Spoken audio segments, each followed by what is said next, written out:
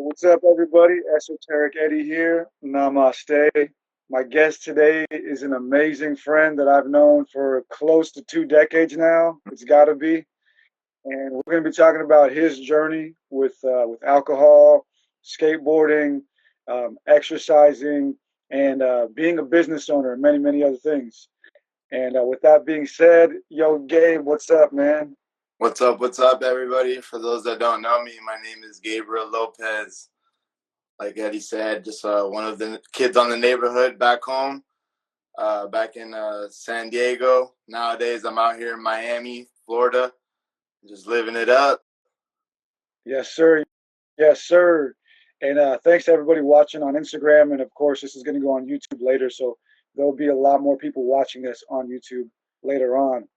But yeah, homie, thank you for introducing yourself. If you can, we're going to get deep into your story. But if you can, just for now, just kind of briefly tell people what it is that you do. Gotcha. So nowadays, I've been just on my own journey of just figuring out my discipline and like where my values lie and how I can apply those in just different aspects of my life, so as far as my own personal health, my future wealth, and just my connection with people around me. People in my inner circle, people on my outer circle, my day-to-day people that I just see. How I respond to this world a lot better and more in control. And just really trying to center myself and lock in with all the values in life that are going to take me to the places I'm trying to achieve. So that's basically what I'm on right now. I've been cooking, skateboarding, and just really having fun with reaching out and connecting to my city. Miami's super active hotspot, super super multicultural. So there's a lot to do here. There's a lot of people that you can get involved with. So it's a really cool spot. I've been having a lot of fun here and just trying to get disciplined, like I said. Yeah, yeah, cool, man. Well, let's take it back. So I met you first in like middle school, right? Oh yeah. So we're talking like 2006, 2007. Mm-hmm. And we were both crazy kids back then, you know. We didn't really know much. Actually, we knew a lot for our age, actually, but so let's start with your journey with skateboarding, man. So tell us a little bit about how you got into skateboarding and what that's done for your life now.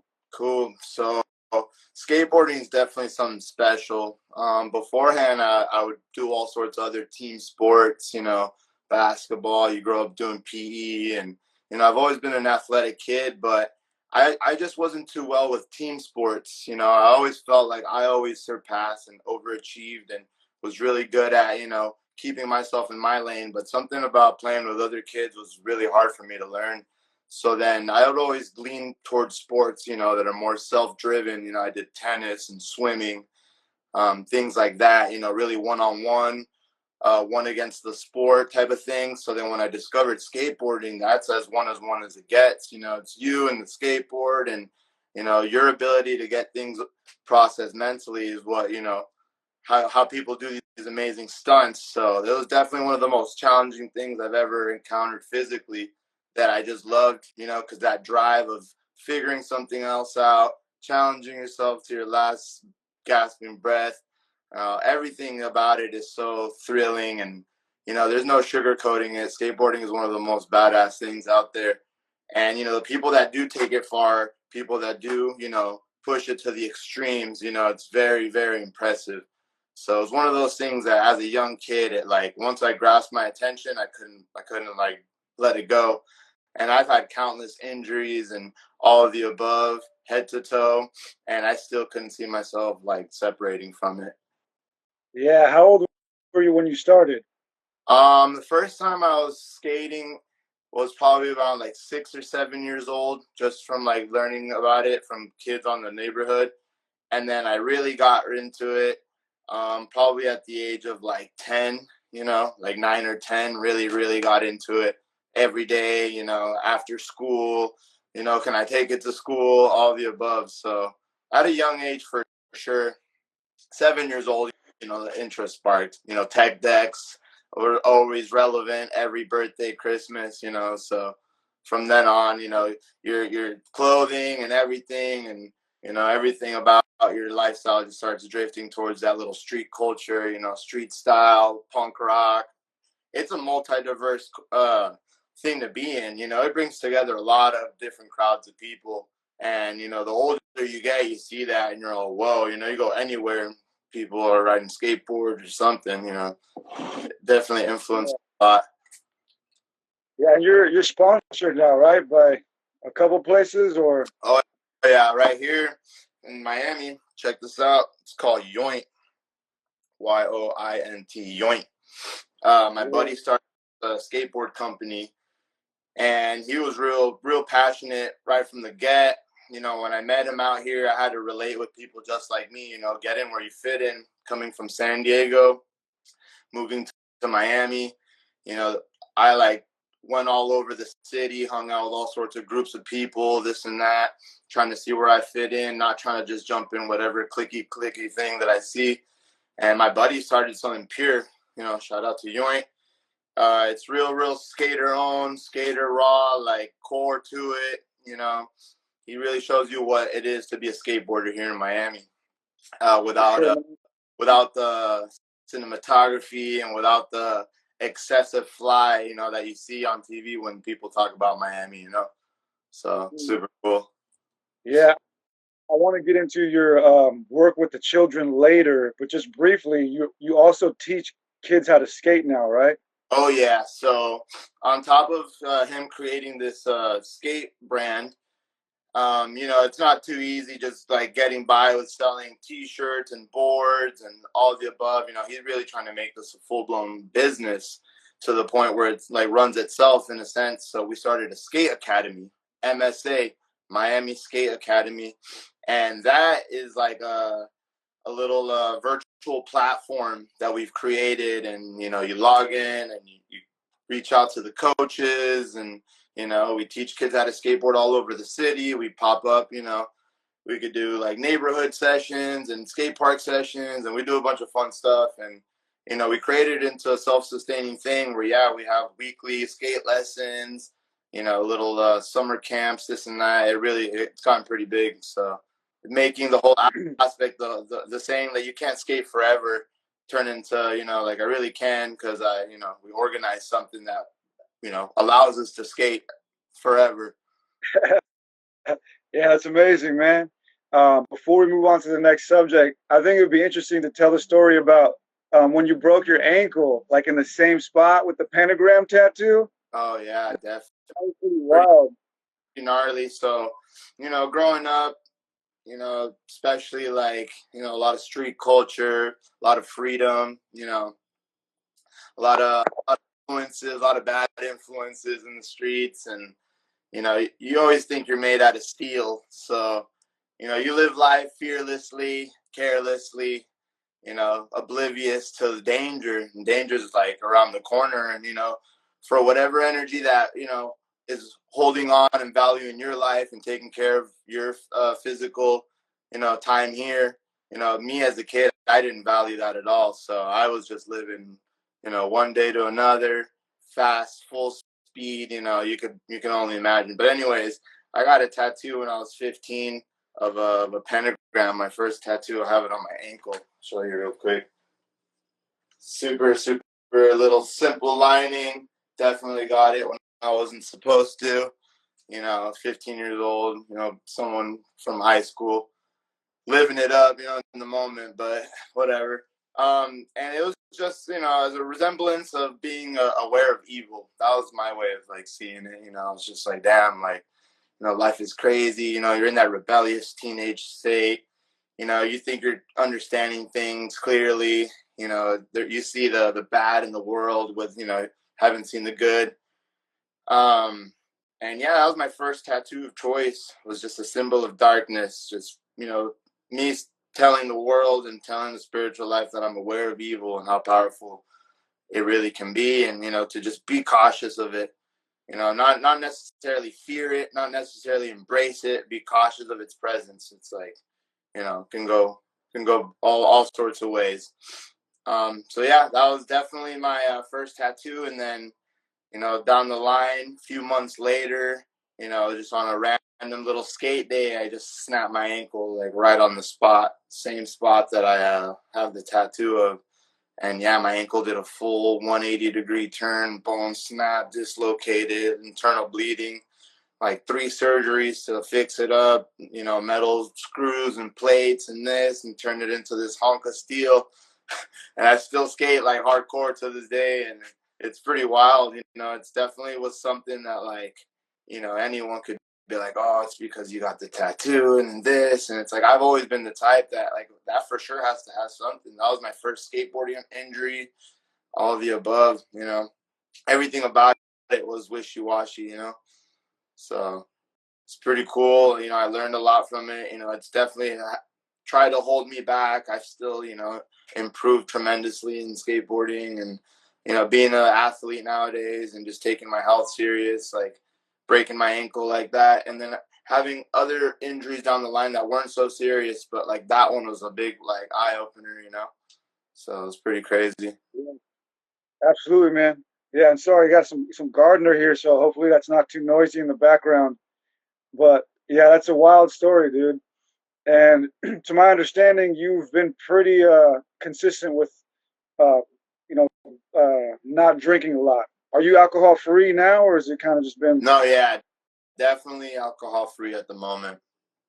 Just winding down, taking a break, definitely allowing my body to just like rest from it, and like mentally, I've had a crazy mental attachment to it where it just wasn't like something I had like any control of, no matter how much I like put effort into it. So it's right now I just went about 6 months, and even that's like longer than anything I've ever done since I've ever started. So, and then the fact that I want to do it is there, and then yeah, it's been a crazy like self-reflection and like understanding that was definitely a little overdue. Yeah, man. So I'm assuming like the alcohol came shortly after the skateboard life. Were those two kind of come together, or how did you get into alcohol? Yeah, I mean, skateboarding, not, it's for sure it's in the mix, no doubt. If anything, like later down the line, it just didn't help. It was like a fuel to the flame.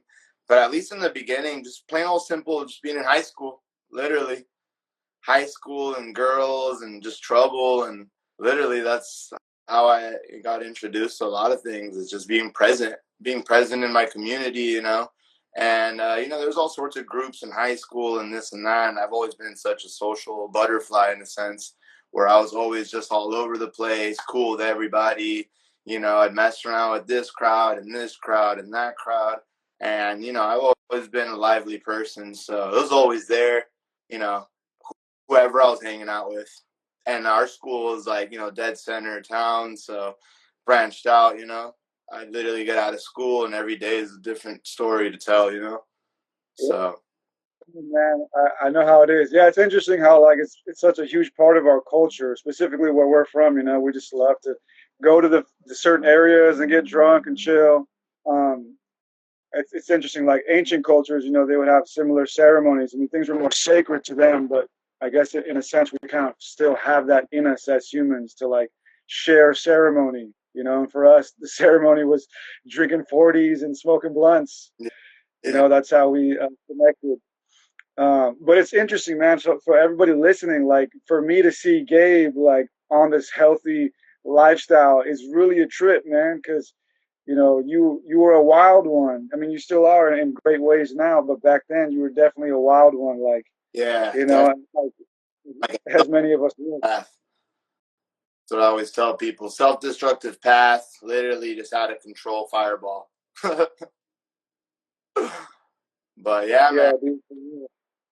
So what happened? What happened? What caused you to make this shift into being more healthy? Um, for sure, just like a physical feeling, just tired of being tired, and knowing why you're out of energy, knowing what's making you feel sluggish, like detecting your next excuse before it even happens, like a real repetitive lifestyle that I just got like sick and tired of. And, you know, it's been an accumulation of years. You know, this wasn't just like the last 2 years. And, you know, like a lot of us just get in this like vicious cycle. And like, you know, the deeper you get, the more comfortable you are with like accepting it. And the further you are from like, you know, observing the real issue. So once it like really was just like in my face so many times, and then I was like, you know what, I'm better off like saving myself now than before something like really bad happens. And it was a lot of mental trial and error, and you know, a lot of funny different approaches for you to stop and this. And you know, it's a big crowd adjustment, you know, who you're hanging out with on a weekly basis. And I just started just spending more time by myself, and then that really helped me out. And you know, just more, you know, more clear thinking, and just stop this whole repetitive system of just like doing what I was doing just to like, you know, fill in the day or fill in the void or whatever, you know. So little by little, you know, just listening to what my body had to say, letting my mind really speak up for itself, you know, because Yeah, you know the man. parts you and you really start listening to it, you know, you can accomplish those great things that you do want to do, you know, all those great ideas that everybody has. And you know, everything that you like, oh, if I would have done that, or if I'd done that, it just, you know, once you really start listening to the mind, you can start acting with it, you know. So I really got on top of that. That was a really good feeling. Absolutely, man. That mind and body connection is important. Mm-hmm.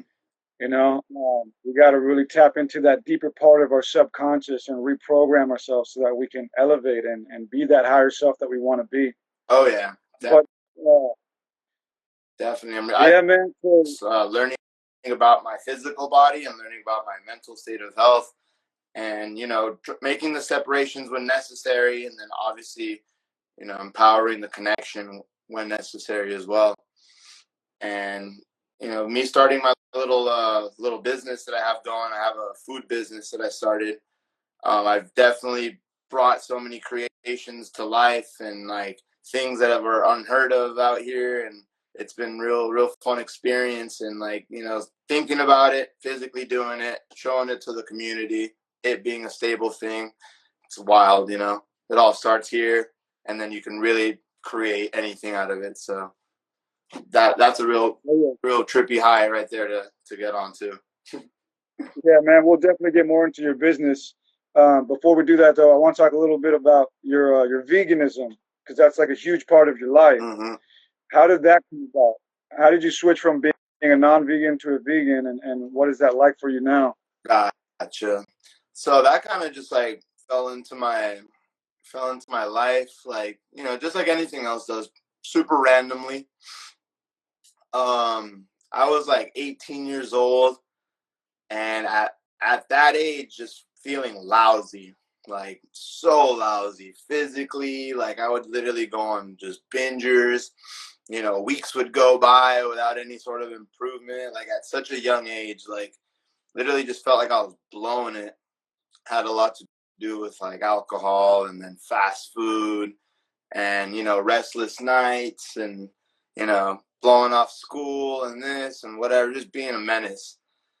Um, and I just needed something. I was like, yo, I need help. I'm not gonna go see a therapist. I'm not gonna get involved with school. Like, I need some sort of other help. And then, you know, I just started getting into just kind of like holistic healing stuff. You know, simple, natural remedies. The more I read, you know, it's just more. The more I would connect with nature in a sense.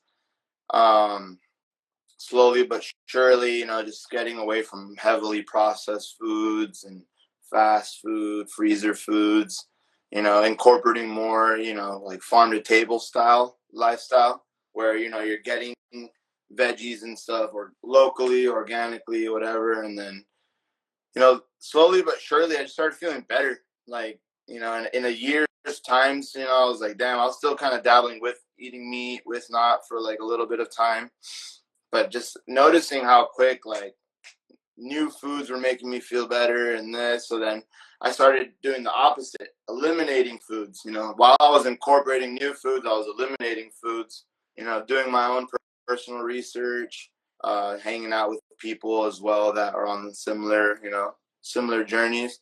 And then just knowledge. The more knowledge I got, it really benefited when I put it into play. And then, you know, nowadays I'm like 10 years invested. And then the last 2 years, like more medically, like, you know, aligned with it. You know, at first it was kind of just like a lifestyle thing and going with the fads and this, not necessarily just because other people are doing it, but it's a big movement that, you know, when you start giving it attention, you start asking it questions, you're like, whoa, you know, there's a lot of information here that I didn't ever care to think about ever. I'm so like not lost, but navigating through my own type of lifestyle that any of this that I see over here in the green light, I've never even thought or put any effort into thinking that direction. And then once I started questioning a lot of like life moral values, I was just like, whoa, this is actually interesting for me. You know, these are things that I can care about, things that I can relate to, you know, that I come from a background of like heavy cultural, you know, people that, you know, connect with the earth and connect, you know, with their roots. So it was real cool thing to get into. And then, you know, you start asking the world why, you know, why does the world do this? And why do you do that? Why do they do this? And then why do I do this? You know, that's what it all comes back to.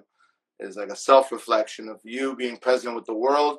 The world is moving at a million, you know, miles an hour around you. You can't even keep up with, you know, a couple miles outside of your block. And, you know, you got to think for yourself at the end of it. You know what I'm saying? With all these different things going around and all these beliefs and all this, that, like, you got to ground yourself to where you stand and what are you going to do for you and how do you project that, you know? So that really got real big to me. I just got to focus on myself and, you know, my health has been my priority and it's been feeling great. So from someone that came fast paced, like, troubled teenage lifestyle, I definitely have like slowed it down, really stuck my feet in the ground and, you know, feel the connection with this physical experience we got going on. Yeah, man, 100%. Yeah, that must be tough, dude. Like, to be honest, I'm not vegan. I've tried to go vegetarian in the past and it didn't last very long. But just out of curiosity, is there anything that you do to like make sure that you're getting the proper protein and stuff like that? Because the main argument I always hear against it is like, oh, you can't properly supplement protein or whatever with like strict veganism.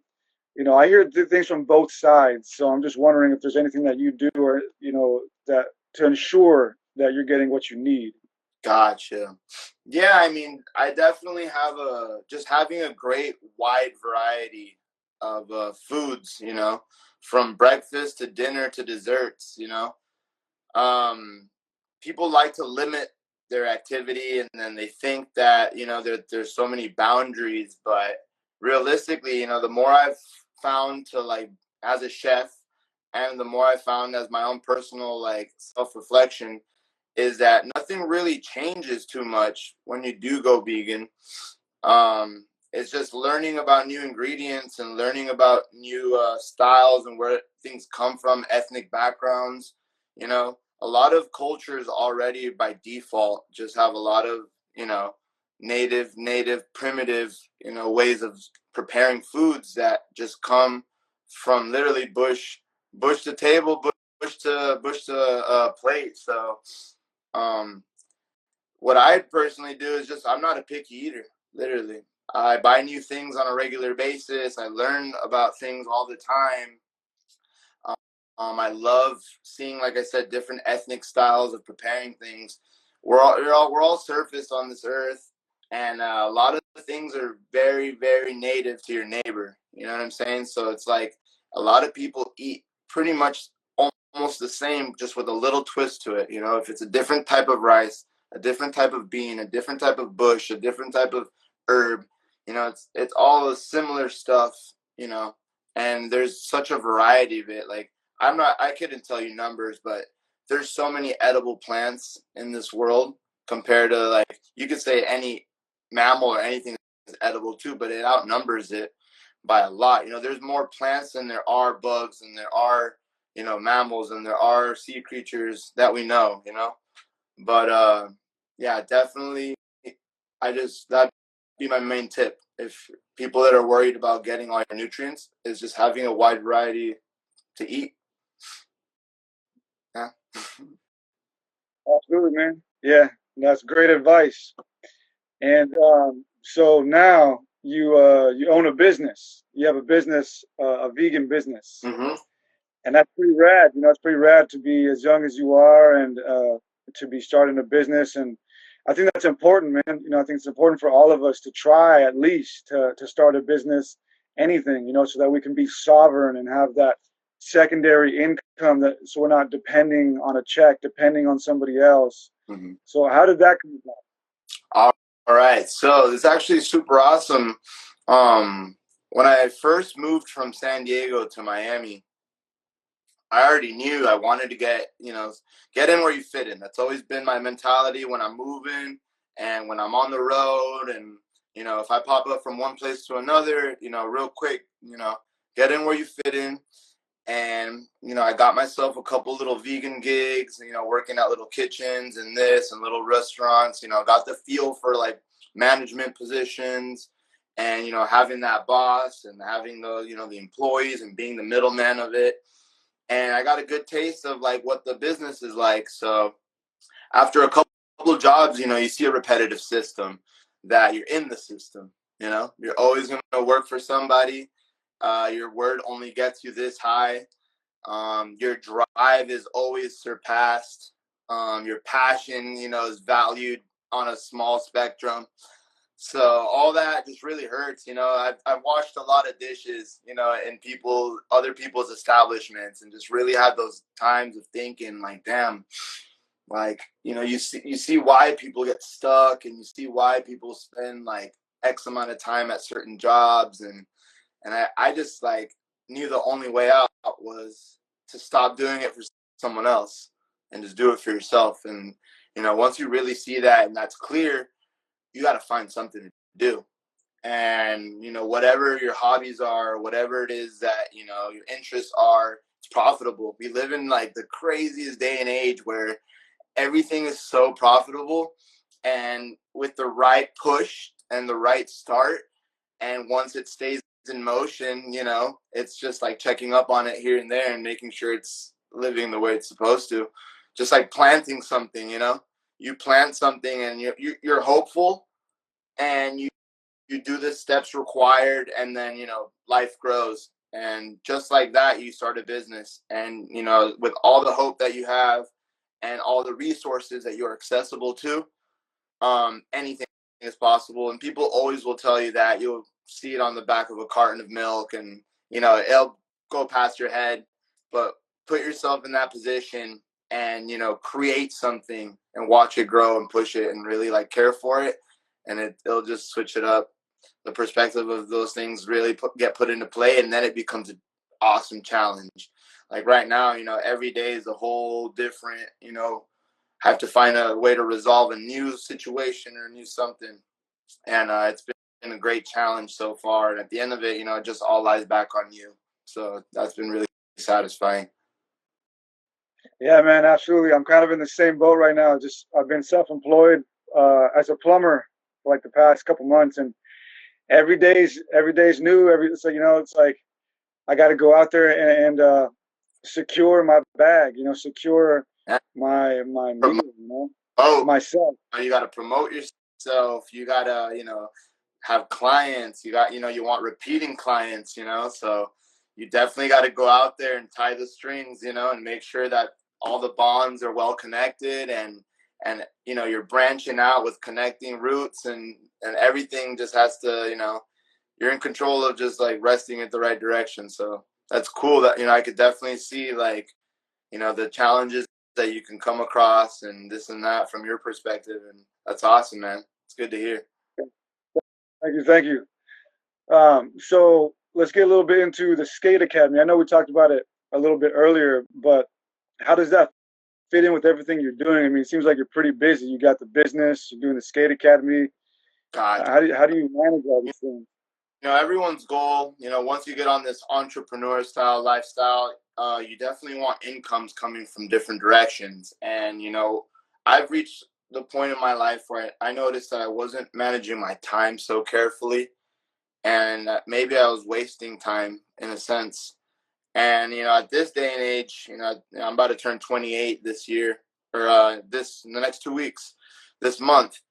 And your time is so valuable, so I definitely want to get to the point where every living, breathing moment that I have here is getting paid for, but not selfishly, giving up time and doing things that I don't want to be doing. So, from the moment I wake up, I'm trying to have, my income coming in, you know a certain way. From the moment I'm, my afternoon activities, income coming in for that too. My evening, whatever it is that I'm doing, I'm trying to be getting paid to do. That's how I'm trying to set up my life. So the Skate Academy is just another source of income, and it fulfills a big passion of mine by skateboarding, teaching the youth, recommending things and guiding skateboarding into a more caring nature than how I kind of found it. Skating is pretty intense, pretty hectic, and you can't show the rawness of it to like a 4 or 5 year old. You know what I'm saying? So it definitely needs to get paved a different approach, and then kids have fun with it a different way from a young age. So we have like a Miami Skate School. That's what we do. It's a virtual platform. Parents log in. They see all the skate parks in Miami that they can meet us up at. We have a couple group lessons, throughout the week, AM, PM. Skate scene's pretty big out here already. There's a couple local skate shops. It's like a whole settled thing. So, everyone kind of already, the community is real tight, real strong. And yeah, man, it's definitely something that I've been profiting money out of, and, do it with a smile on my face.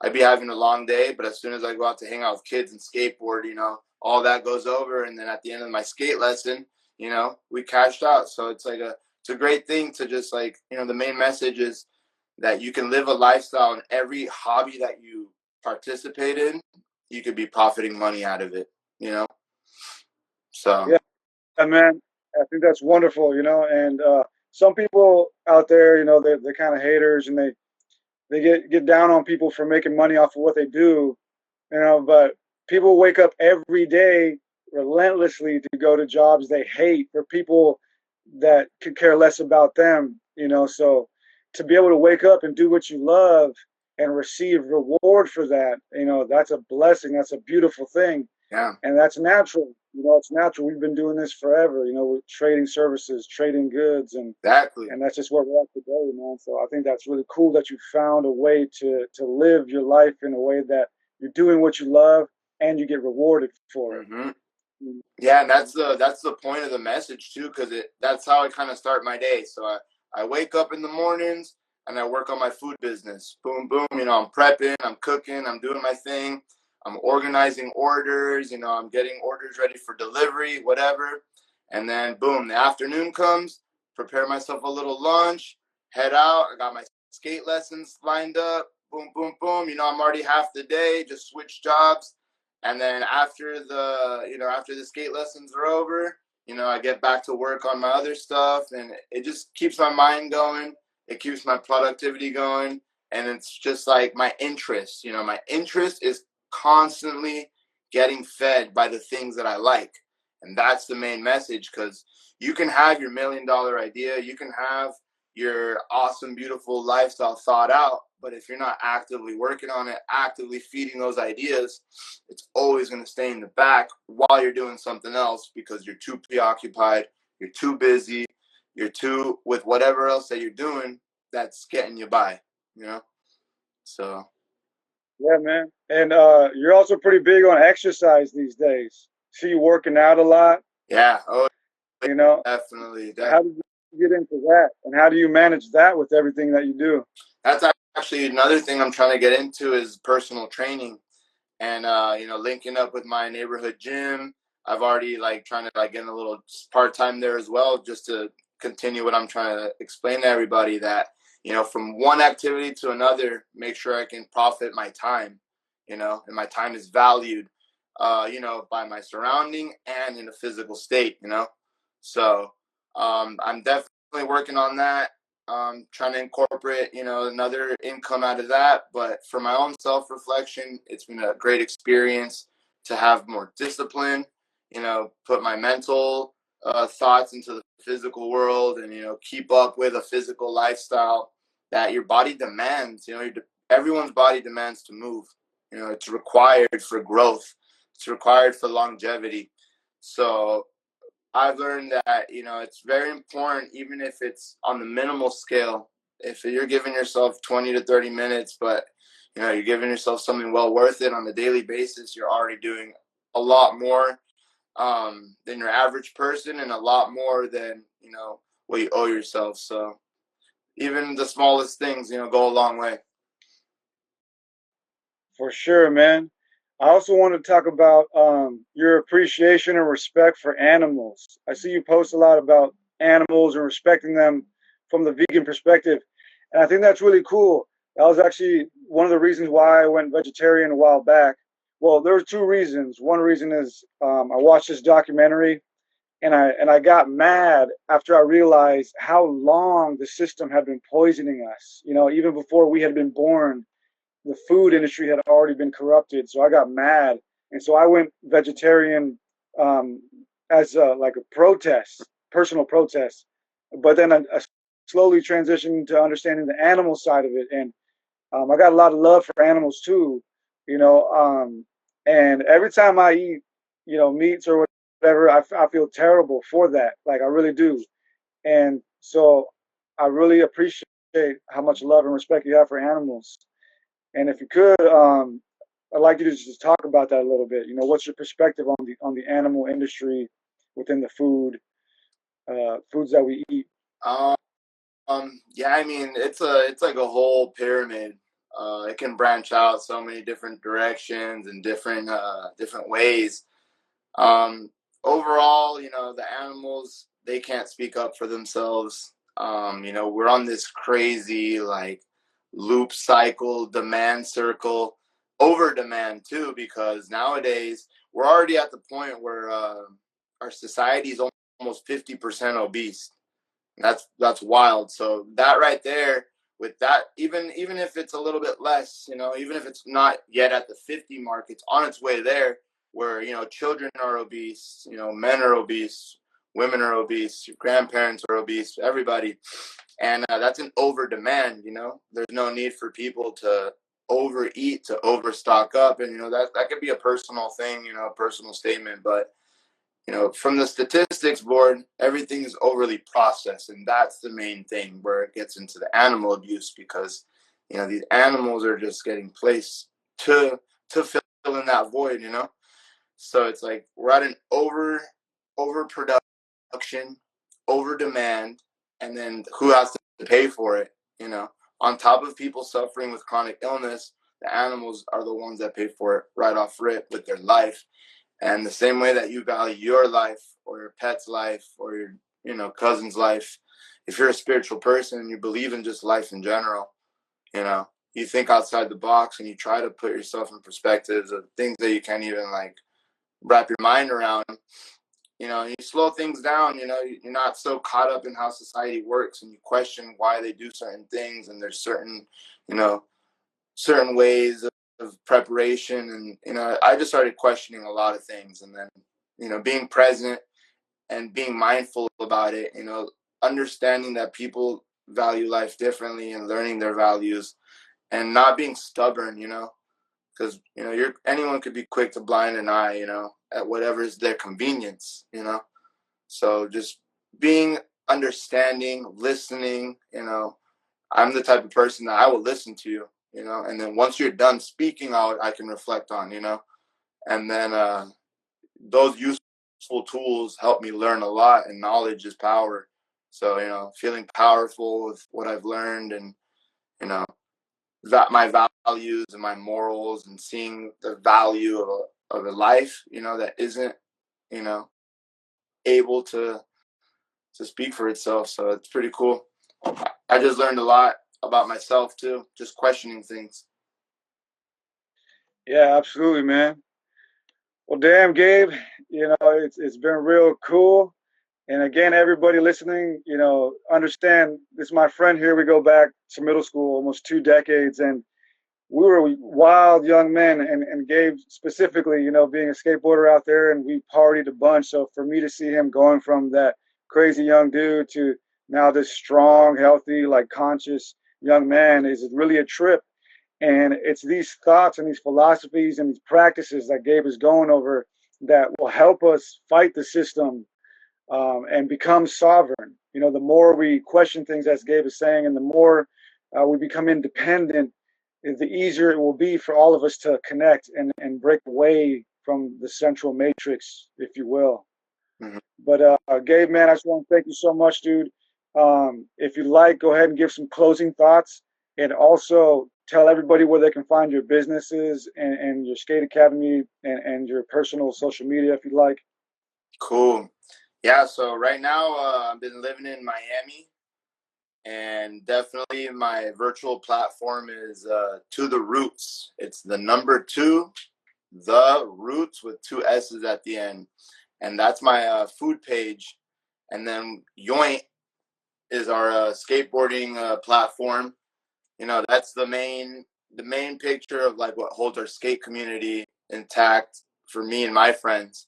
And then MSA, Miami Skate Academy, that's the virtual platform for the skate school, where kids from out of town, kids from around town, everyone's been getting involved. We got a lot of tourism. Miami's a hotspot for tourism. You can look us up on Google, things to do in Miami. Catch a skate lesson, happens all the time. People are just out here for weeks, months. Next thing you know, they're leaving here skateboarders because they came and took lessons with us. It's pretty wild. And yeah, Miami, Florida, shout out the 305. Super epic place. Right now I don't see myself living anywhere else. Even coming from San Diego, you think you have it all made over there, and pop up to another hot spot. You wouldn't want to leave. So For sure, dude. Hey, it's good to see you, homie, for real. Thanks again. And thank you to everybody listening. Yeah, love y'all. Love you, Gabe. yeah, man. Take care, Peace. Eddie. Love you too, bro. Peace out.